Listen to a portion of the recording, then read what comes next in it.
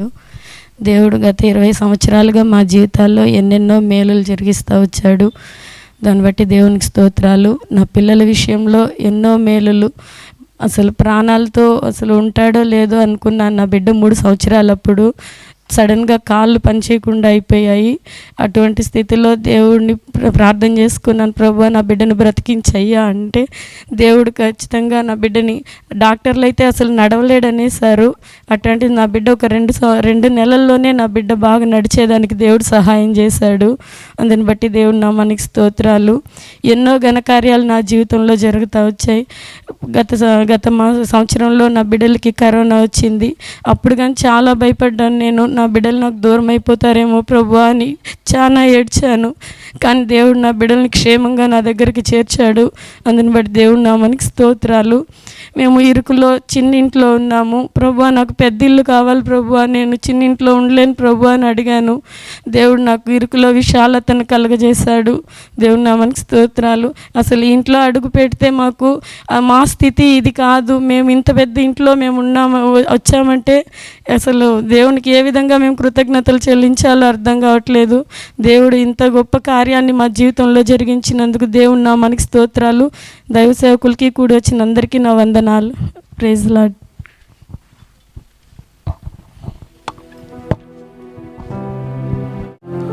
అడుగు వాటికంటే ఊహించు వాటికంటే అత్యధికమైన కార్యాలు ప్రభువు చేయగలిగిన వాడు. వీరు అడిగింది కొంచెమే కావచ్చు, కానీ ఊహించని రీతిలో ఇంత పెద్ద ఇంటిని, ఇంత పెద్ద భవంతిని కట్టుకోవటానికి ప్రభు సహాయం చేశారు. అందును బట్టి స్తోత్రాలు చెల్లిద్దాం. స్తోత్రం, స్తోత్రం, స్తోత్రం, స్తోత్రం, స్తోత్రం, స్తోత్రం, స్తోత్రం, స్తోత్రం, స్తోత్రం. ఆయన నామం కీర్తించబడి ఘనపరచబడి మేలు పొంది బ్రతుకు దినములన్నిట ప్రభు కొరకు విలువైనటువంటి సాక్షులుగా జీవించినట్టు భాగ్యాన్ని ఇచ్చినట్లు స్తోత్రాలు చెల్లిద్దాం. స్తోత్రం, స్తోత్రం, స్తోత్రం, స్తోత్రం, స్తోత్రం, స్తోత్రం. వాక్యమును యాకోబుకు తెలియజేసిన వాడని ఏ జనముకి లాగునా చేసి ఉండలేదని, ఏ జనముకి లాగునా చేసి ఉండలేదని దేవునికి స్తోత్రము గానము చేయుటయే మంచిది. మనమందరము స్తుతి గానము చేయుటయే మంచిది. దేవునికి స్తోత్రము గానము చేయుటయే మంచిది. మనమందరము స్తుతి గానము చేయుటయే మంచిది.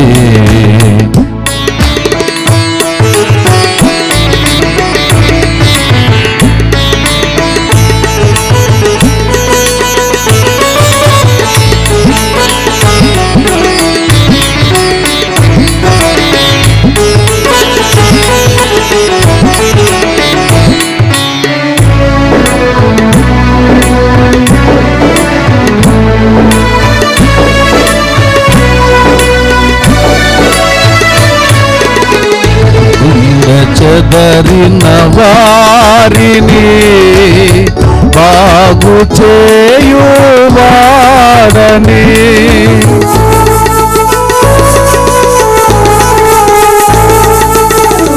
గుండె చెదరిన వారిని బాగు చేయువాడని,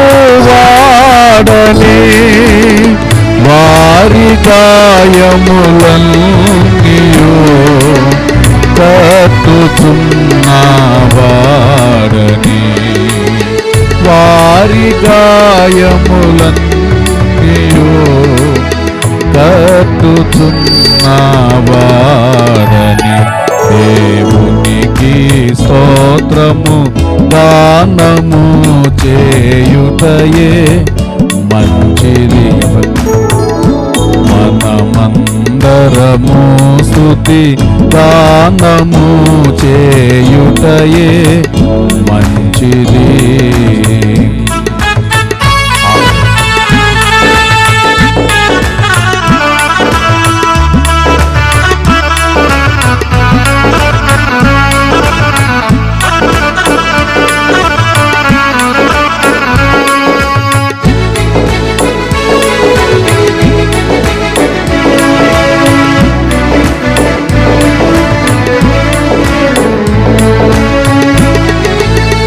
ప్రభువు గొప్పవాడని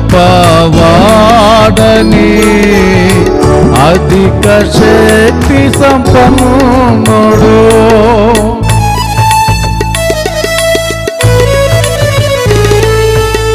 ప్రభువు గొప్పవాడని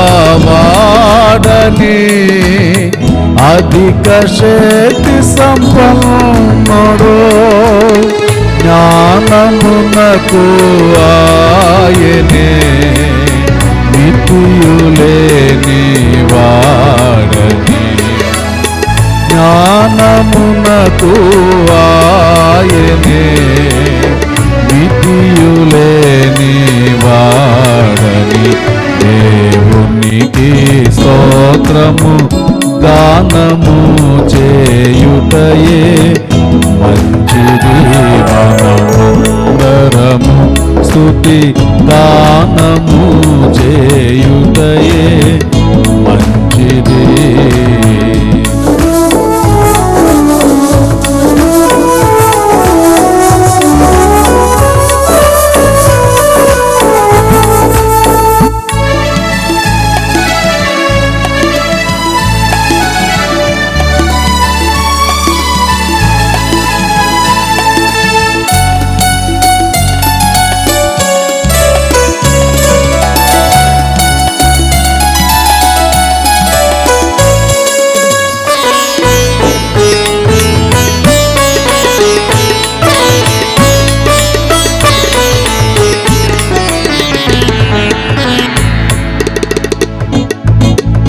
వాక్యమును యాకోబుకు తెలియజేసిన వాడని.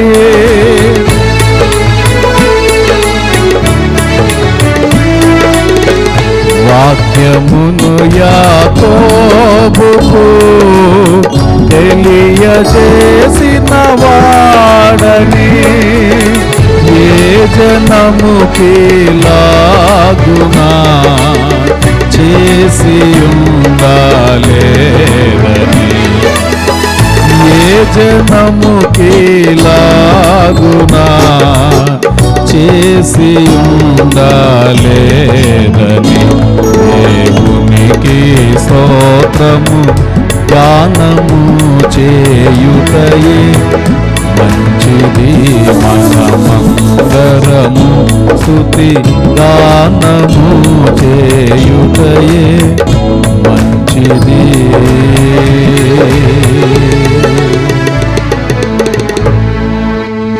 హల్లెలూయా.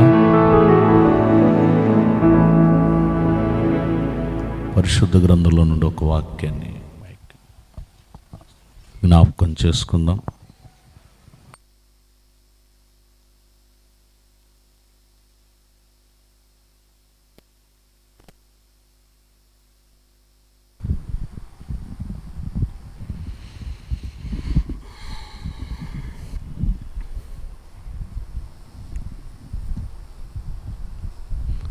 సమూయేలు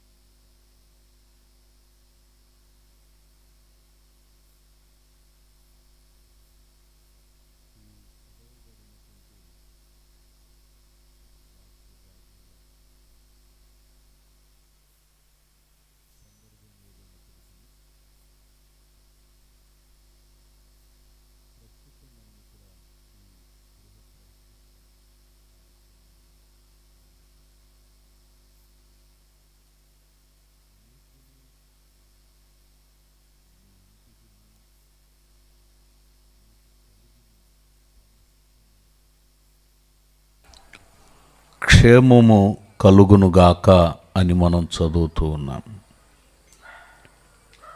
ఈ గృహప్రతిష్ఠ కార్యక్రమాన్ని గురించి ప్రభు దగ్గర ప్రార్థించినప్పుడు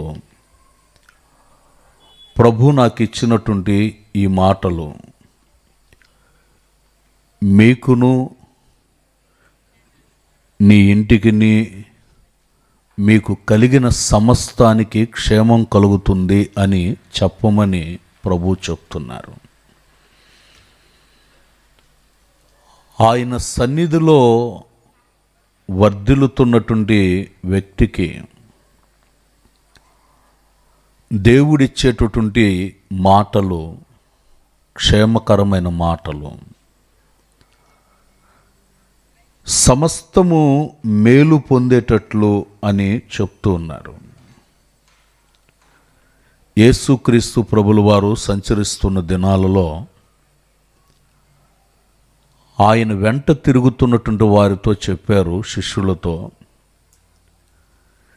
మీరు ఏ ఇంటిలోనికి వెళ్ళి అడుగు పెడతారో, లేక ఏ గ్రామంలోకి ఏ పట్టణంలోకి వెళ్ళి అడుగు పెడతారో, అక్కడ ఉన్నటువంటి వారికి శుభమని చెప్పండి, శుభం కలుగునుగాక అని చెప్పండి.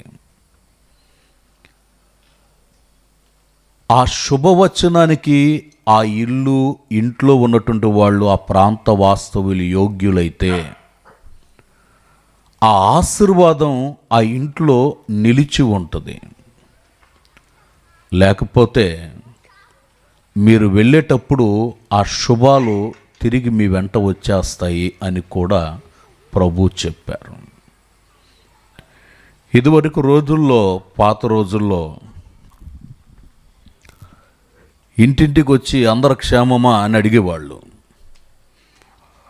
ఆరోగ్య శాఖకి సంబంధించిన వాళ్ళు ఇంటింటికి వచ్చి అందరూ బాగున్నారా, క్షేమంగా ఉన్నారా అని అడిగితే మేము అందరం క్షేమం అంటే గోడ మీద రాసేసి వెళ్ళిపోయేవాళ్ళు క్షేమంగా ఉన్నారని. యేసుక్రీస్తు వారు అంటారు, మీరు క్షేమముగా సుఖముగా సంతోషకరంగా ఉండాలి అనంటే ఆ ఇంటికి సంబంధించినటువంటి వ్యక్తులందరూ కూడా దేవుని కొరకు ఒక విలువైనటువంటి సాక్షులుగా బ్రతికే వాళ్ళై ఉండాలి. 106వ కీర్తన 4వ చరణాన్ని చదువుతారు.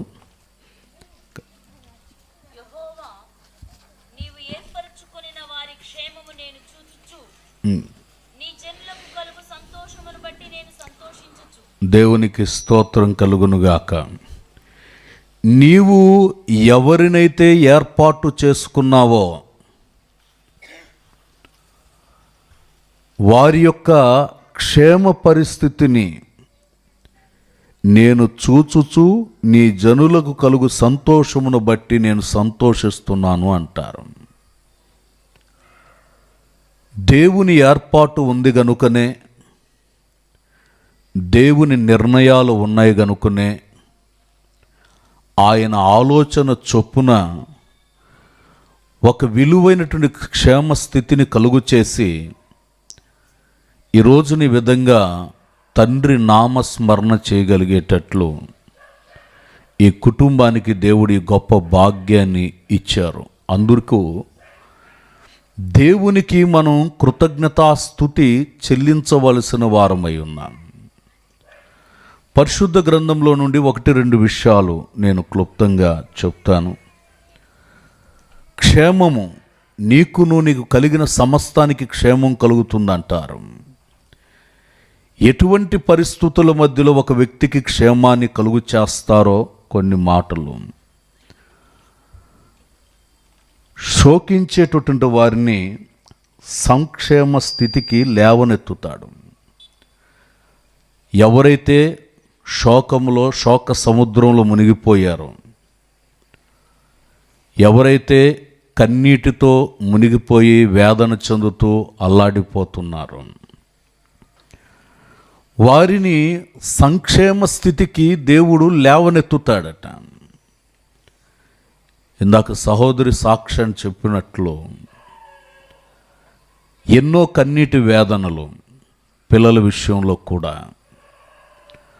ఆ కన్నీటి బాధలలో ఉంటున్నప్పుడు కూడా ప్రభు మమ్మల్ని విడిచిపెట్టలేదని వారు సాక్ష్యం చెప్తూ వచ్చారు. ఎవరు ఏ వేదనతో నలిగిపోతూ ఉన్నా, ఏ బాధను అనుభవిస్తూ ఉన్నా వారిని సంక్షేమ స్థితికి, క్షేమస్థితిలోనికి, మంచి స్థితిగతులలో వర్ధిల్లగలిగేటట్లు అక్కడ నుండి దేవుడు వారిని లేవనెత్తుతాడట. దేవునికి స్తోత్రం కలుగునుగాక.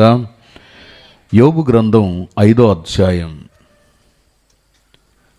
11వ వాక్యాన్ని చదువుతారు.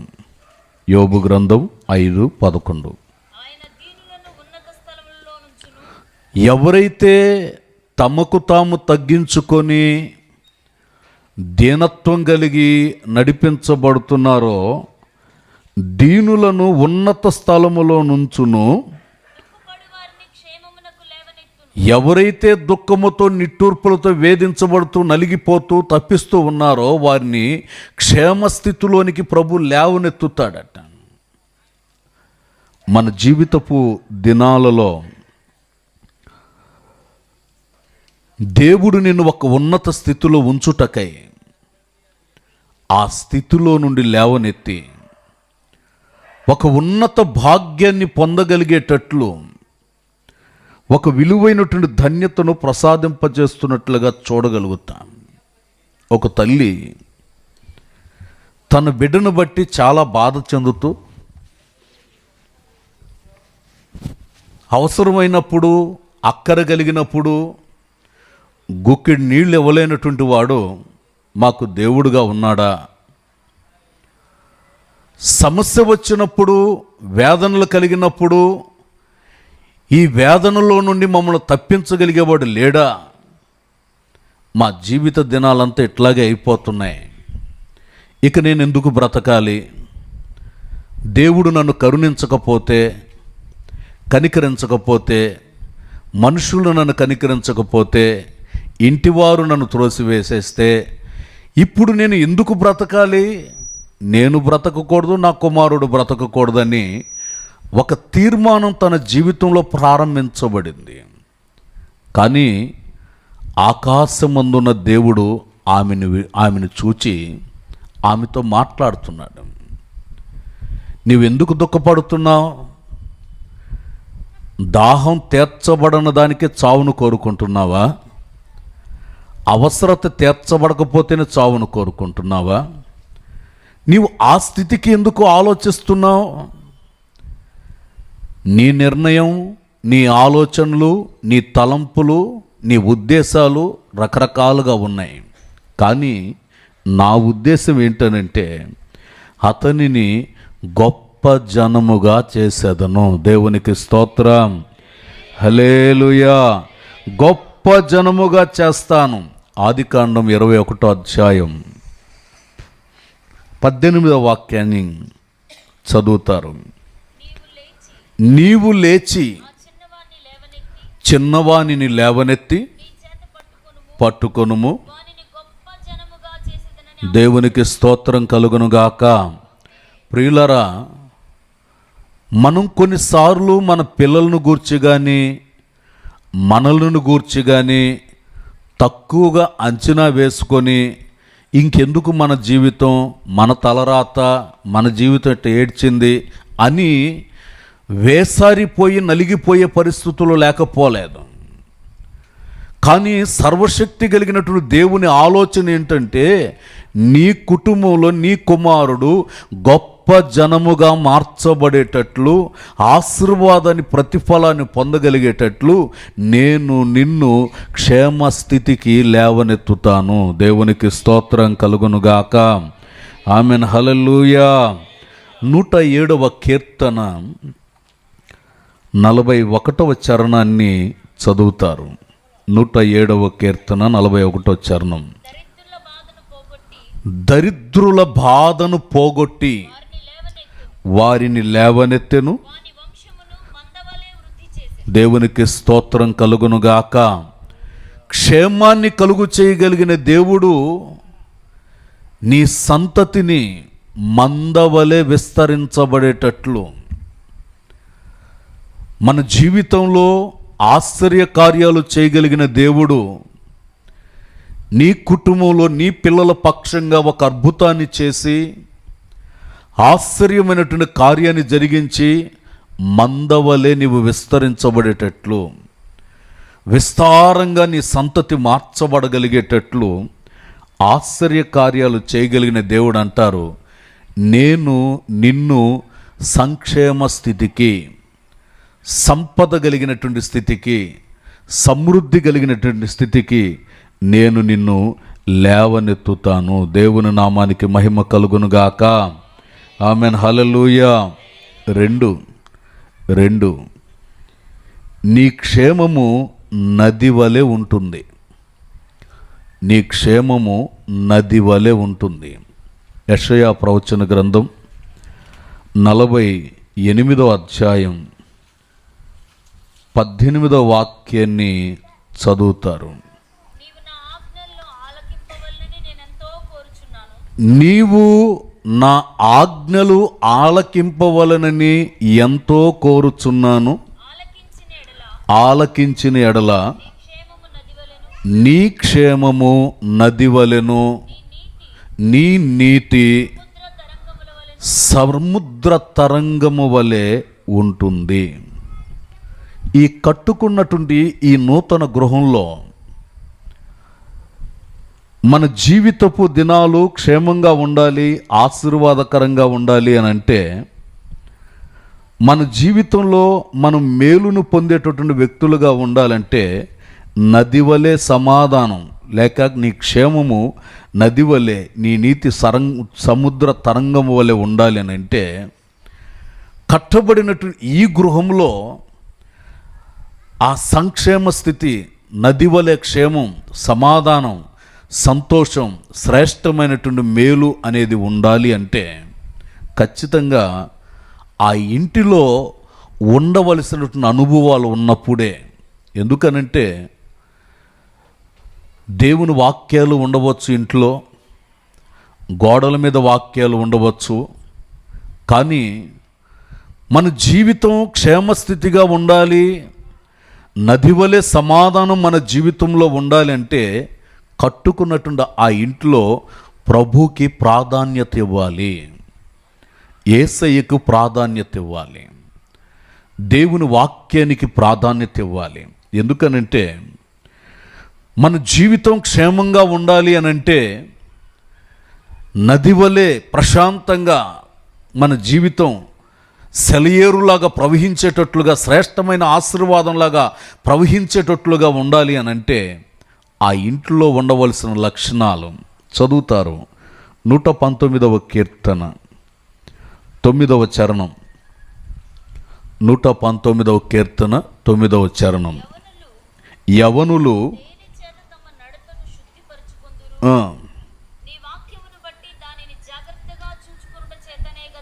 మొదట ఇంటిలో ఉండేటటువంటి యవనస్తులు, ఇంటిలో ఉన్న యవనస్తులు దేవుని వాక్యము చేత జాగ్రత్త పరచబడి దేవుని వాక్యానికి తన జీవితాన్ని అప్పగించుకొని నడతలను, మాటలను, ప్రవర్తనను, పద్ధతులను, విధానాలను అన్ని వాక్యము చేత సరిచేయబడి దేవుని వాక్య పరిశోధన చేసుకొని నడిపించబడుతుంటే ఆ ఇంటిలో నది వలె సమాధానం ప్రత్యక్షంగా ప్రారంభించబడుతుంది. దేవునికి స్తోత్రం. హల్లెలూయా. దేవుని వాక్య ప్రస్తావన ఆ ఇంటిలో నిలిచి ఉండాలి. 10వ చరణాన్ని చదివితే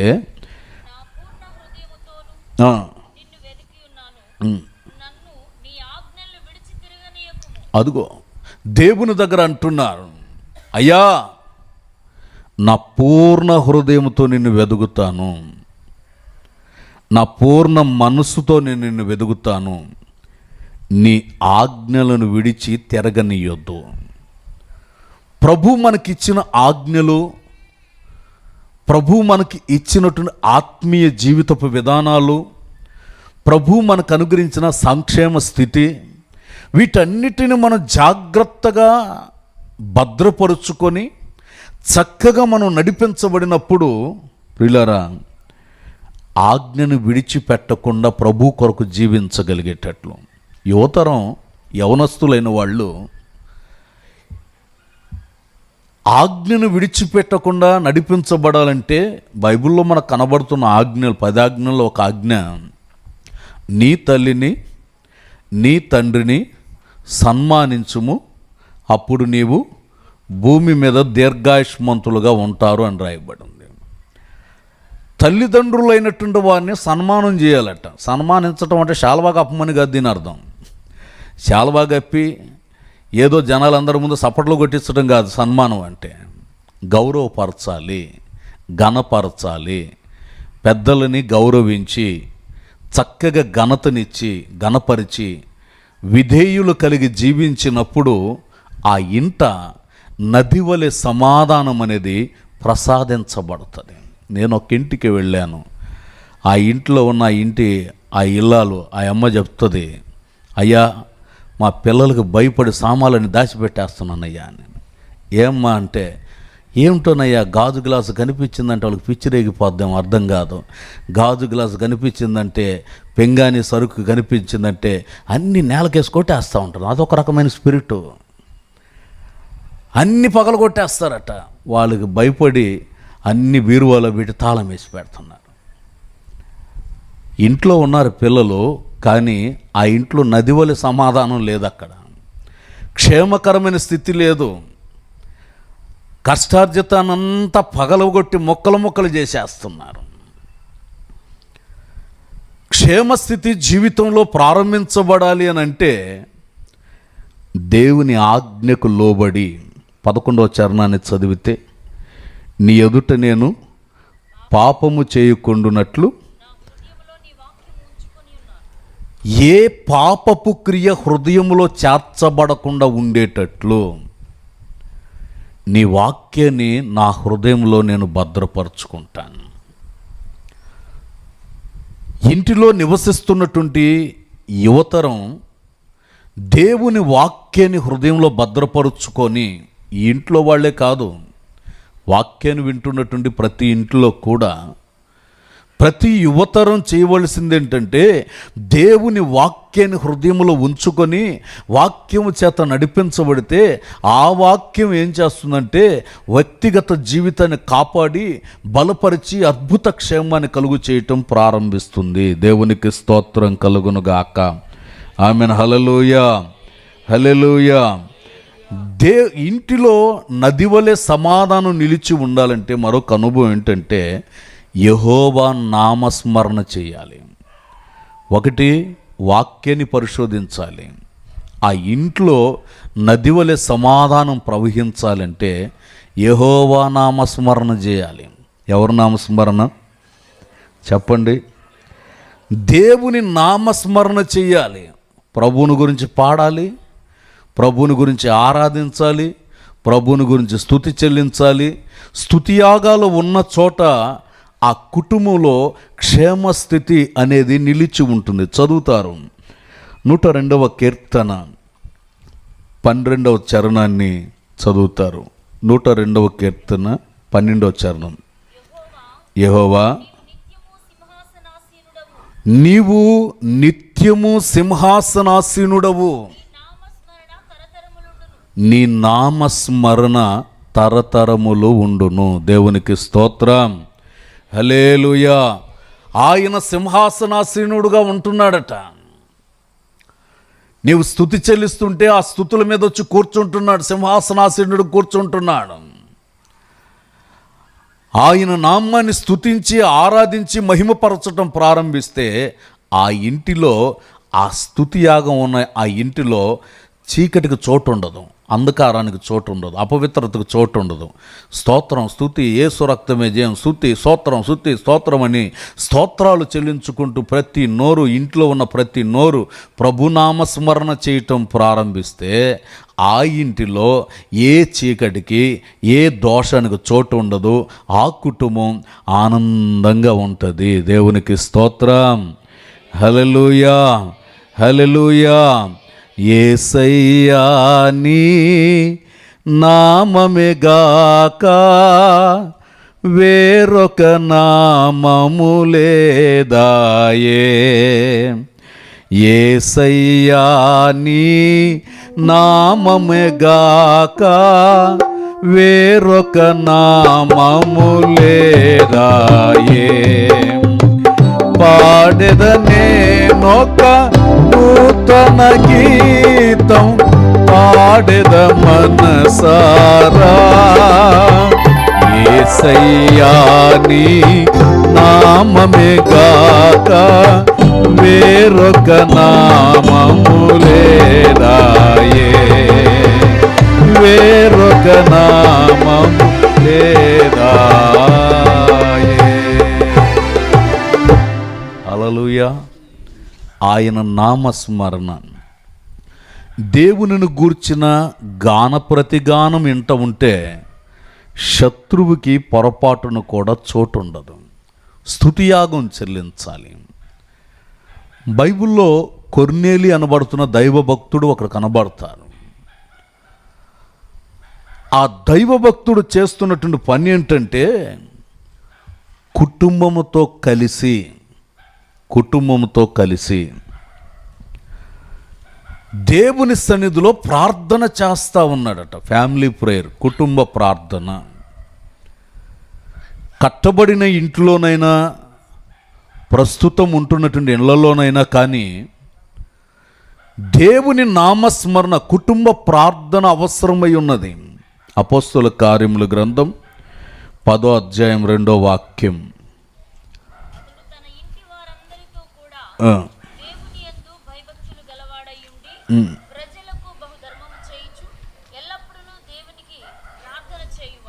చూడండి, కుటుంబం అంతటితో కూడా కలిసి ఇల్లు క్షేమంగా ఉండాలి, నది వలె సమాధానంగా ప్రశాంతంగా ఉండాలంటే ఇంటిలో ఏ ప్రార్థన ఉండాలంటే కుటుంబ ప్రార్థన ఉండాలి. ఏ ప్రార్థన ఉండాలి చెప్పండి గట్టిగా. ఏ ప్రార్థన? నీ పాటికి నువ్వు చేసుకోయా, నా పాటికి నేను చేసుకుంటాను అనేది కాదు.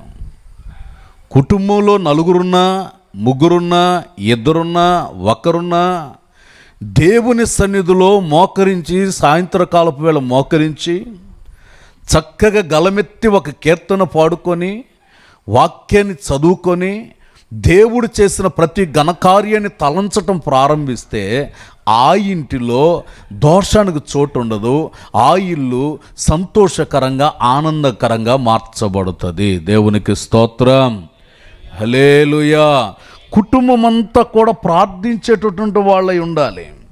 ఎప్పుడు ప్రార్థన చేయాలంటే 119వ కీర్తన చదివితే 55వ చరణాన్ని కానీ చదివినట్లయితే, యెహోవా రాత్రి వేళ నీ నామస్మరణ చేయుచున్నాను, నీ ధర్మశాస్త్రమును అనుసరించి నడుచుకుంటున్నాను.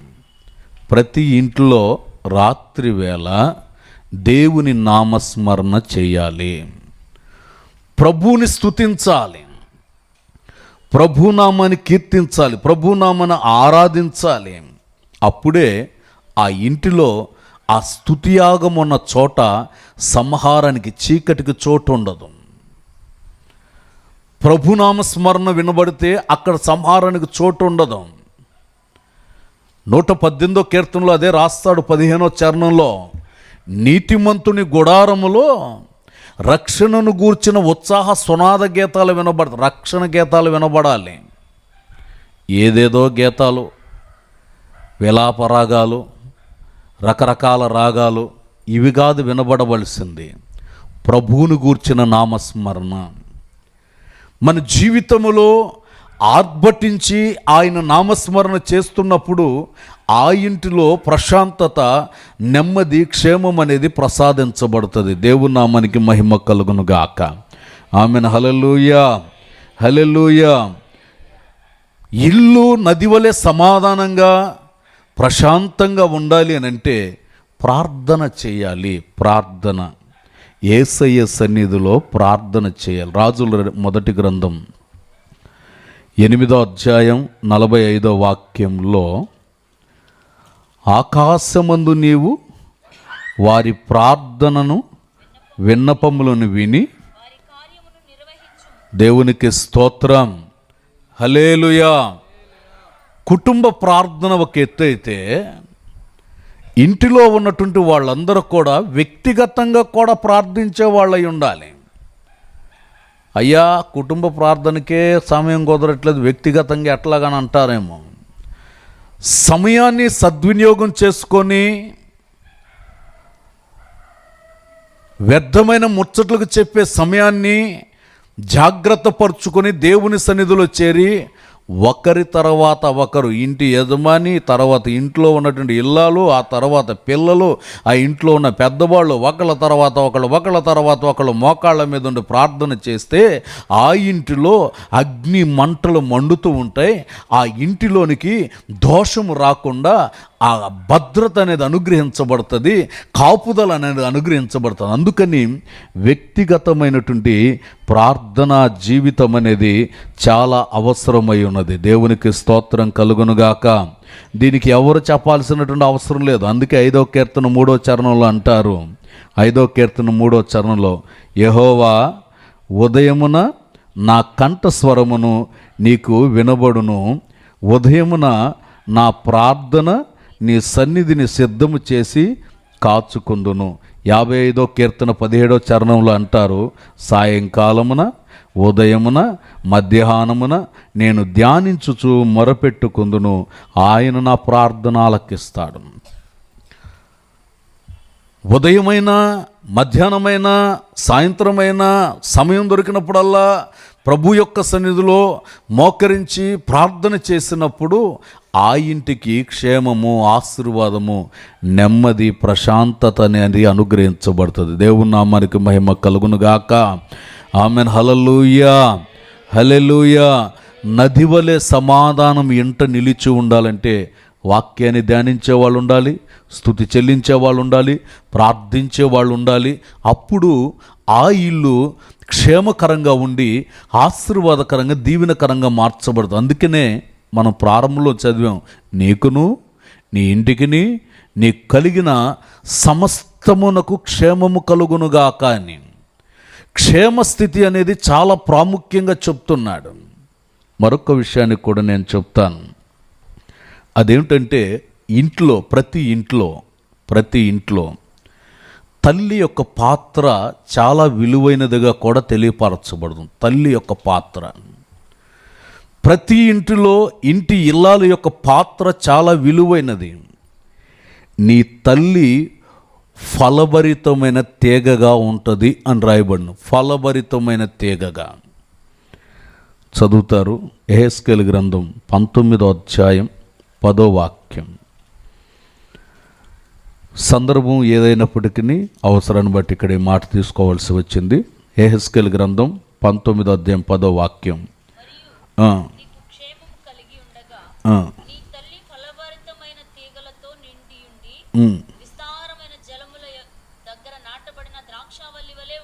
దేవునికి స్తోత్రం కలుగునుగాక. హల్లెలూయా. తల్లి యొక్క పాత్ర ఏంటంటే ఫలభరితమైనటువంటి తీగ. ఆమె జలముల దగ్గర నాటబడినటువంటి ద్రాక్షావళిలాగా ఉంటుంది అని చెప్పబడుతుంది. ఇల్లు క్షేమంగా ఉండాలంటే ఇంట్లో ఇంటి ఇల్లాలు సమయం ఉన్నప్పుడే ఎన్ని పనులున్నా అన్ని త్వరితగతిని ముగించుకొని ఇంటి వారి యొక్క క్షేమం కొరకు, యజమాని యొక్క క్షేమం కొరకు, పిల్లల యొక్క క్షేమం కొరకు, కుటుంబ సభ్యుల క్షేమం కొరకు, ప్రాంత వాస్తవుల క్షేమం కొరకు, చేసే వృత్తి కొరకు, ప్రతి విషయము కొరకు దేవుని దగ్గర చేరి ప్రార్థన చేసి ఆ ఇంటిని జాగ్రత్తగా కట్టుకోవాలి. అందుకే సామెతల గ్రంథంలో అంటారు, జ్ఞానవంతురాలు ఇంటిని కట్టుకుంటుంది అని. జ్ఞానం కలిగి, జ్ఞానం అంటే లోక సంబంధమైన జ్ఞానం ఉంటే సరిపోదు, పరసంబంధమైనటువంటి జ్ఞానం కలిగి ఇంటిని, ఇంటి వాతావరణాన్ని జాగ్రత్తగా కట్టుకోవటానికి ఫలభరితమైనటువంటి తీగలాగా ఆ ఇంట్లో ఆమె ఫలిస్తూ ఇంట్లో ఉన్న వాళ్ళందరినీ ఫలభరితంగా చేయాలి. ఆ ఫలభరితమైనటువంటి స్థితిని కలుగు చేయాలంటే ఆమె మొదట స్థిరమైనటువంటి వ్యక్తిగా నిలిచి ఏ విషయానికి చెక్కు చెదరక, ఏ విషయానికి కలవరపడక, ఏ విషయానికి కృంగుపాటు కలగకుండా ధైర్యం కలిగి దేవుని యొక్క సన్నిధిలో నిలిచి ఉన్నప్పుడు ఆ ఇంటి యొక్క వాతావరణం, ఆ ఇంటి పరిసరాలు కూడా ఎలా ఉంటాయంటే ఆనందంగా ఉంటాయి. దేవునికి స్తోత్రం, హల్లెలూయా. ఫలభరితమైనటువంటి తీగలాగా చక్కగా ఫలిస్తూ అభివృద్ధి పొందుతూ, మీరు అభివృద్ధి పొందుతూ ఇంటి వారందరూ అభివృద్ధి పొందేటట్లు, ఓ శ్రేష్టత్వాన్ని స్వతంత్రించుకొనగలిగేటట్లు ఎందుకు ద్రాక్షావల్లికి పోల్చారు అని అంటే, ద్రాక్షావల్లి మాధుర్యం ఇవ్వగలిగినది. ద్రాక్షావల్లిని గురించి రాయబడింది, నేను దేవునిని మానవులని సంతోష పెట్టకుండా ఉండలేను అని. ద్రాక్షావల్లికి స్త్రీ యొక్క పాత్రను ఎందుకు పోల్చారనంటే, మధురమైనటువంటి అనుభూతిని కలుగు చేయగలిగిన వ్యక్తిగా ఉండాలి. మాధుర్యం అనేది జీవితంలో ప్రారంభించబడాలంటే ఆమె దేవుని దగ్గర చేరి కనిపెట్టి కనిపెట్టి కనిపెట్టి ప్రార్థించి, ప్రార్థన ఫలితంగా సహోదరి ఇందాక చెప్పినట్లుగా ప్రార్థన అన్ని విషయాల్లో మేలులు చేస్తూ, పిల్లల విషయాల్లో కానీ ప్రతి విషయంలో కూడా మేలు చేశారు. ఇలాంటి ఒక ఇంటిని కట్టుకుంటాము, ఇలాంటి ఒక ఇంట్లో మేము ఉండగలుగుతామని ఎప్పుడు ఊహించింది కాదు.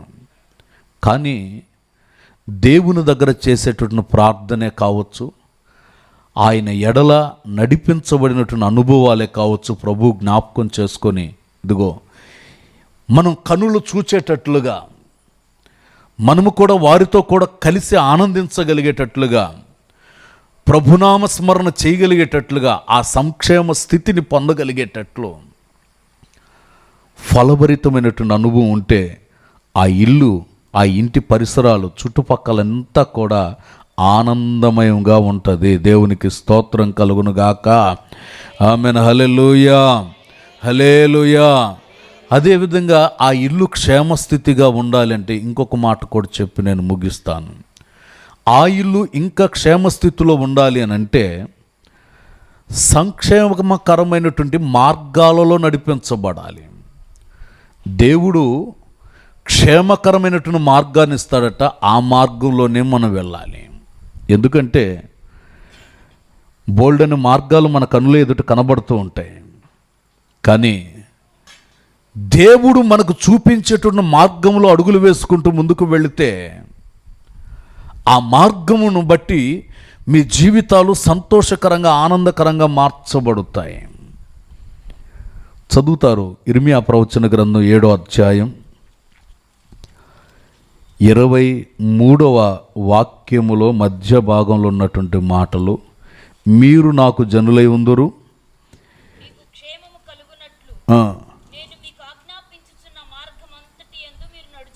దేవునికి స్తోత్రం కలుగునుగాక. దేవుడు చూపించే ప్రతి మార్గములో గుండా మనం వెళితే మనం అనుకుంటాం నేను వెళ్ళే మార్గమే కరెక్ట్ అనుకుంటూ ఉంటాం, కానీ ప్రభు మనల్ని తీసుకెళ్ళేటటువంటి మార్గం ఉంటుంది. ఆ మార్గంలో మనం వెళితే ఆయన మన కొరకు దాచిపెట్టిన ఆశీర్వాదాలు ఉన్నాయే, అవన్నీ పొందుకునేటట్లు ప్రభు చేస్తాడు. దేవునికి స్తోత్రం, హల్లెలూయా. దేవుడు మనకిచ్చేటటువంటి మార్గాలు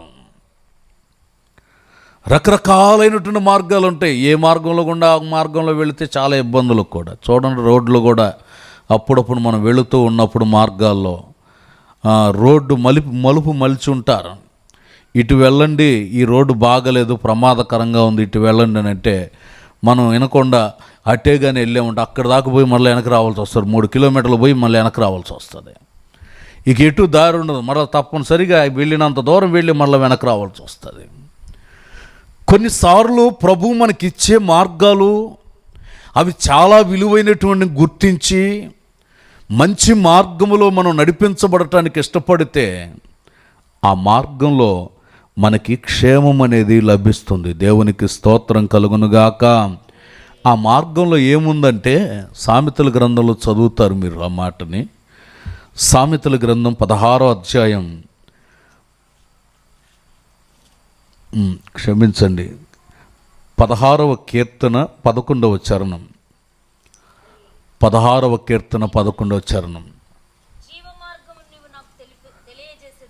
జీవ మార్గాన్ని నీవు నాకు తెలియజేశావు, నీ సన్నిధిలో సంపూర్ణ సంతోషం కలదు. అదిగో దేవుని సన్నిధిలో మార్గంలో మనం నడిపించబడితే ఆ మార్గంలో సంతోషం ఉంది. ఆ మార్గంలో మనకి దొరికేది ఏంటంటే నిత్య సుఖాలు దొరుకుతాయట. దేవునికి స్తోత్రం, హల్లెలూయా. నా హృదయము వింతగా మారేను, నా హృదయము వింతగా మారేను, సంతోషమే సమాధానమే చెప్పనా సఖ్యమైన సంతోషం, చెప్పనా సఖ్యమైన సంతోషం. నా హృదయము వింతగా మారేను, నా హృదయము వింతగా మారేను, సంతోషమే సమాధానమే, సంతోషమే సమాధానమే చెప్పనా సఖ్యమైన సంతోషం, చెప్పనా సఖ్యమైన సంతోషం, చెప్పనా సఖ్యమైన సంతోషం. హల్లెలూయా, హల్లెలూయా. ఆయనని చేర్చుకుంటే హృదయంలో చెప్పసఖ్యంగాని సంతోషం కలుగుతుంది, నిత్య సుఖాలు ఉంటాయి. దేవుడిచ్చే నిత్య సుఖాలను మనం స్వతంత్రించుకొని ఈ ఇల్లు క్షేమస్థితిలో ఉన్నట్టుగా మీ కుటుంబాలు కూడా క్షేమస్థితిలో ఉండి అనేకులకు ఒక ఆదర్శంగా ఆశీర్వాదకరంగా ఉన్నప్పుడు దేవుడు వ్యక్తిగత జీవితాలలో ఎన్నో ఎన్నో విలువైనటువంటి మేలులు చేయటం ప్రారంభిస్తారు. అందుకని మన జీవితంలో ఆయన చేసినటువంటి ప్రతి మేలును బట్టి కృతజ్ఞత కలిగి, ఎందుకనంటే దేవుడు మనకి సుఖాన్ని, సుఖ సంతోషాన్ని, క్షేమాన్ని, ఆశీర్వాదాన్ని కలుగు చేయటం ప్రారంభిస్తున్నాడు. అందుకని ఆ క్షేమస్థితిని పొందగలిగేటట్లు ఒక ఇంటికి వెళ్ళాను, ప్రారంభోత్సవం చేసాం మేమే. ఒకరోజు ప్రార్థన చేద్దాం నా ఇంటికి వెళ్తే ఆ ఇంటి దాకా వెళ్ళిపోయి చూసి ఒకసారి ఇది మన ఇల్లు కాదనుకుంటా, మన వాళ్ళది కాదనుకుంటా, నేను పక్కింటికి వెళ్ళాను. అటు వెళ్తున్నాను, ఆ ఇంట్లో వాళ్ళు వచ్చి పాస్టర్ గారు ఏమన్నా రండి రండి, మన ఇల్లే ఏంటి వెళ్ళిపోతున్నారు అని అన్నారు. ఇల్లు చూసి మన ఇల్లు కాదేమో అనిపించింది వాతావరణం చూసి అని. ఏమిటి అని అంటే ఇంటికి పెద్ద గుమ్మడికాయ కట్టి ఉండదు అంటే ఇంటికి కాదు, ఆ ఇంటి సంగతి పెద్దది గట్టి ఉన్నారు. ప్రార్థనే అదే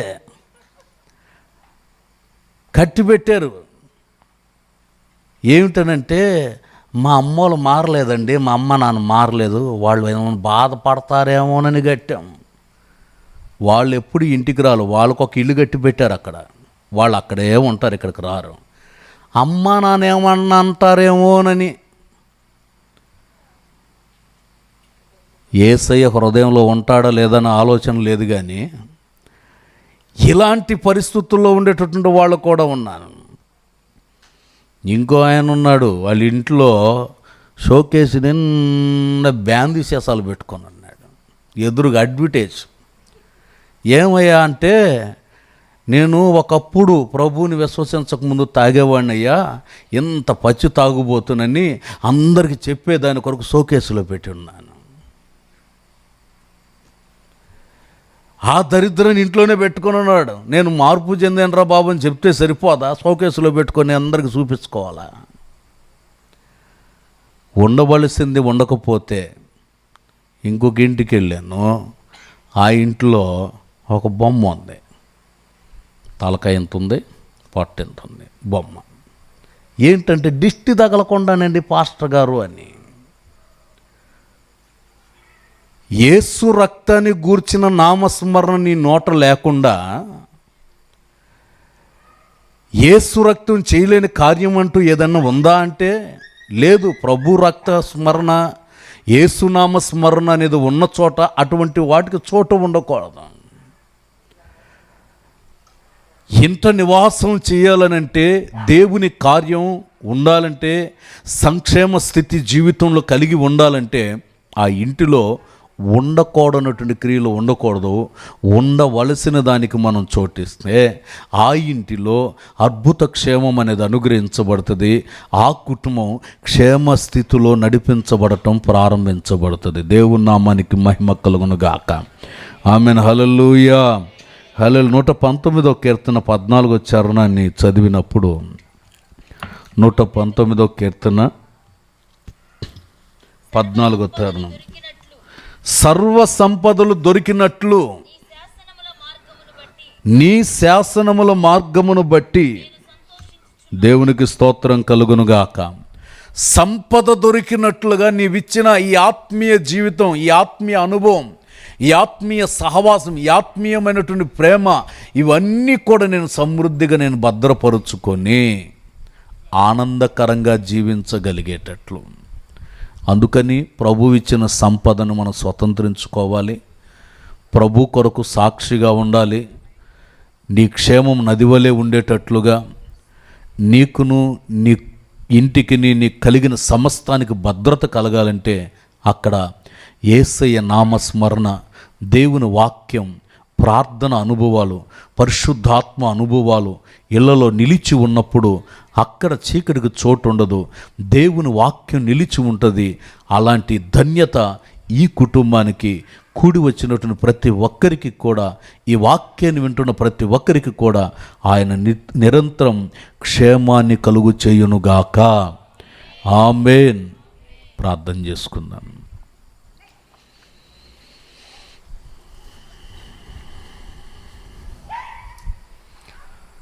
నా బ్రతుకు దినాములన్నీయును కృపాక్షేమాలే వెంటవచ్చును. నీ మందిరంలోనే చిరకాలము నివాసము చేయనాసింతును.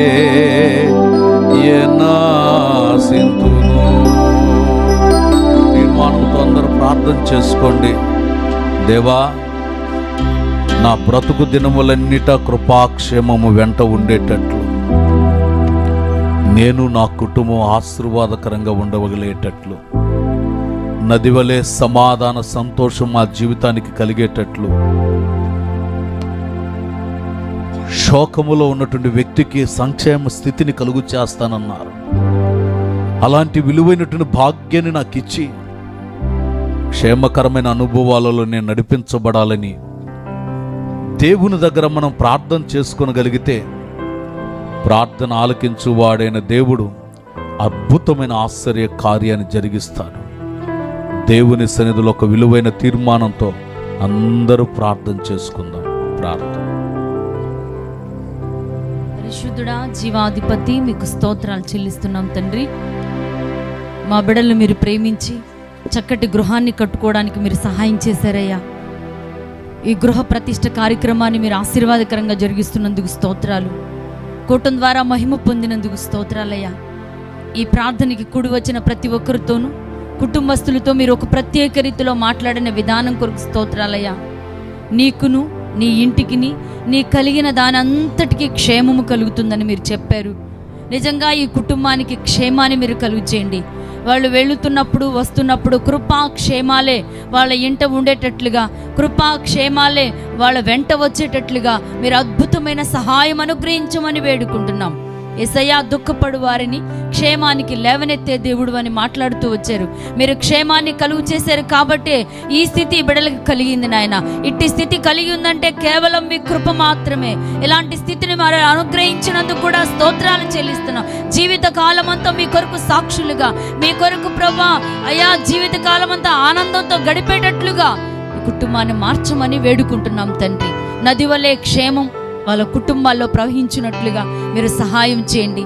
నది వలె సమాధానం, క్షేమం వాళ్ళ కుటుంబాల్లో ఉండాలి అంటే దేవుని వాక్యాన్ని ధ్యానించాలని, అదేవిధంగా ప్రభా రక్షణ గురించిన ఉత్సాహ సునాద గీతాలు వినబడాలని, నీ నామస్మరణ చేయాలని మీరు మాట్లాడుతూ వచ్చిన మాటల కొరకై స్తోత్రాలయ్యా. చేరిన ప్రతి ఒక్కరు కూడా ఈ మాటలు విని వాళ్ళ కుటుంబాల్లో నీ నామస్మరణ చేస్తూ నీ రక్షణ గురించిన ఉత్సాహ సునాద గీతాలు వినబడేటట్టుగా వాక్యాన్ని ధ్యానించే అనుభవాల్లో మీరు నడిపించమని వేడుకుంటున్నాం. మీరు నియమించిన ఆజ్ఞలు కట్టడలలో నడిపించబడినప్పుడు క్షేమం కలుగుతుందని మీరు మాట్లాడుతూ వచ్చారయ్యా.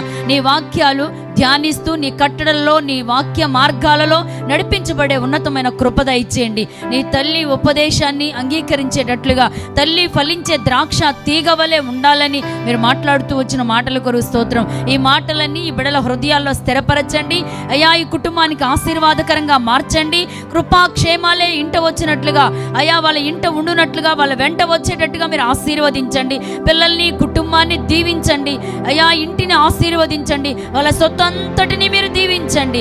ఏ విరోధమైన క్రియలు, చీకటి క్రియలు, సాతాను క్రియలు, విరోధమైన పరిస్థితులు ఏవి కూడా క్రియ చేయకుండా ప్రతి విషయంలో మీ కాపుదల ఉంచమని, మీ రక్త ప్రక్షాళన కలుగు చేయమని, మీకు ప్రతిష్ఠిస్తూ ఉండగా ప్రతి దోషాలు తొలగించమని కూడా వేడుకుంటున్నాం. జీవితకాలం అంతా ఈ ఇల్లు వాళ్ళకి ఆశీర్వాదకరంగా ఉండేటట్టుగా మార్చండి.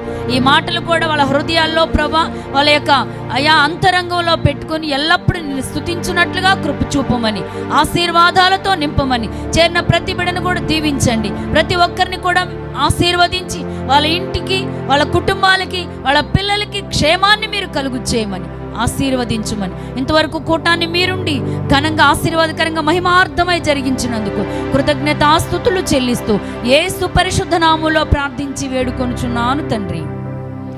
తండ్రి అయిన దేవుని ప్రేమ, యేసుక్రీస్తు ప్రభుల వారి కృప, పరిశుద్ధాత్మ దీవెన ఇప్పుడు ఎల్లప్పుడూ నిరంతరం ఆయన కృప కూడికలో పాలు పొందిన వారికి, కుటుంబ సభ్యులకు, ఈ ప్రాంతంలో ఉన్న ప్రజలందరికీ కూడా దేవుని కృప దీవెన తోడై ఉండునుగాక.